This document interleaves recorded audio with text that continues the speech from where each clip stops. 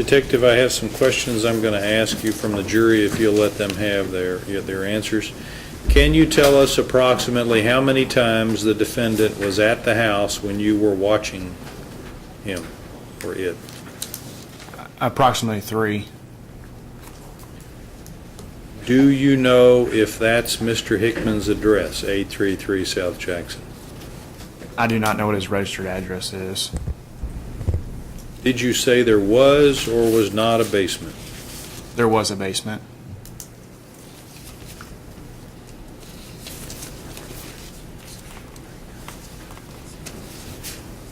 Here's a question that I'm going to answer. What's discovery? Discovery in a criminal case is that the Commonwealth is required to turn over to the defense all evidence that they have in the case that's been generated during the investigation. So that process goes on prior to the trial starting. What do you mean, breach the door? Breach the door on a search warrant such as this would be, I guess, a better way of putting it would be ramming the door or kicking the door in. Obviously, we're not using a foot, so kicking the door would not be completely accurate, but I think that'd be the most accurate term that people would be more familiar with. So the door, we have a ram.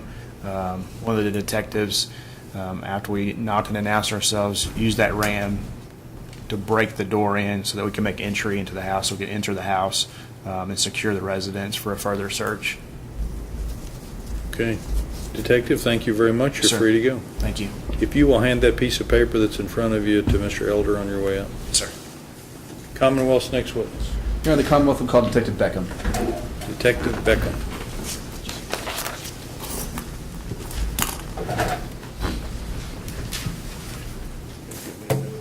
Click a button or two. If you'll let me place you under oath, do you swear or affirm that the testimony you're about to give will be truthful? Yes, sir, I do. Thank you. Have a seat. Be comfortable. I encourage you to sit up close to the microphone. It's adjustable for your height. Keep your voice up good and loud so we can all hear your testimony.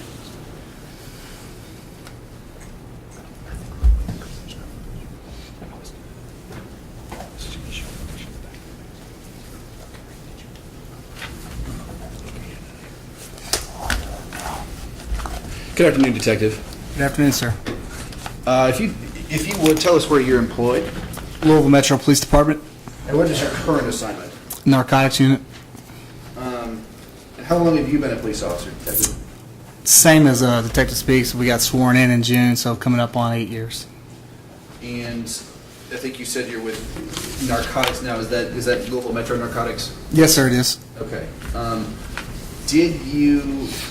Were you assigned differently in November of 2012? Yes, sir. I was part of Louisville Metro Police Department's Viper Unit. And you start out by saying, are you the lead investigator in this case? Yes, sir, I am. Okay, just generally, let's talk about what that means. So the lead would be, I would be the one that was making contact, gathering information on the potential target and kind of chasing down leads, i.e. trying to figure out connections to the address, stuff like that to put inside a search warrant. And once the search warrant is performed, as the lead officer, are you the one responsible for overseeing the prosecution of the case? That's correct. Are you responsible for overseeing the collection of the evidence, the logging of that, and things like that? Yes, sir. Okay. And did you write the search warrant in this case? I did. And we'll get to that in a minute. First, were you conducting a narcotics investigation? Yes, sir, that's correct. And was Mr. Hickman the subject of that investigation? Yes, sir, he was. Is that what culminated in the search warrant? Yes, sir, that's correct. Thank you. Now, we've heard from Detective Speaks already, but did you conduct surveillance of the residence prior to November the 30th, 2012? Yes, sir, we did. And about how long was that? With Detective Speaks, it was a few weeks before. Prior to that, I was on the summer task force when I first learned about Maurice Hickman. And I would... let me stop you there. About how long... It may have been 2 months. Yeah, about how 2 months. May have been 2 months prior to the execution of the search warrant. Okay, and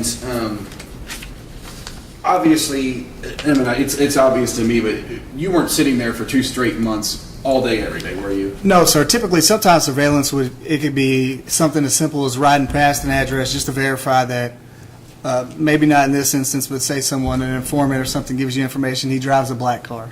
Not per se in this instance, but you just ride by to see if there's a black car to corroborate what the informant gives you. So you ride by, you see a car, you get a tag, you run the tag and go, okay, we try to figure out, try to figure out who lives there, who this person is, because oftentimes it's only nicknames.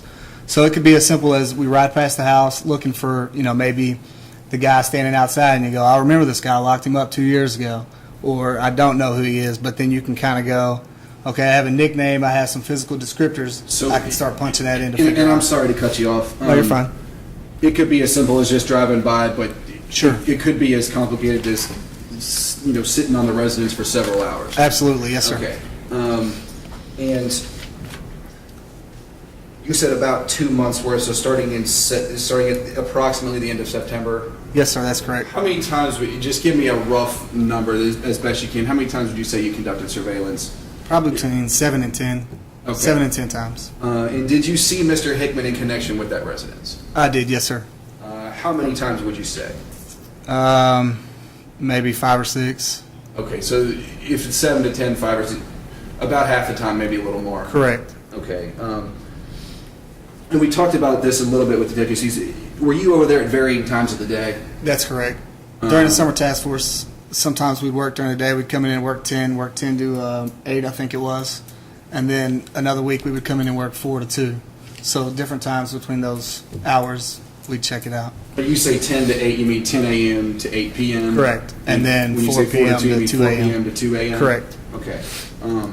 Do you know if you, and if you don't, that's fine, but do you know if you ever saw Mr. Hickman there during the 4 to 2 shift? I'm sure I did.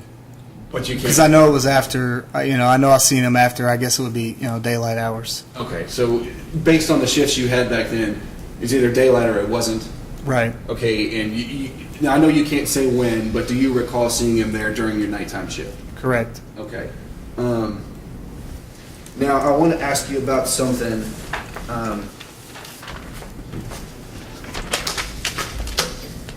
As the keeper of the evidence, and I guess do you liaise with the prosecutor's office as part of your duties as a lead detective?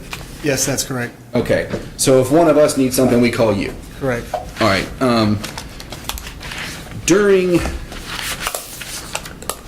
I think we already heard you say that you drafted the search warrant.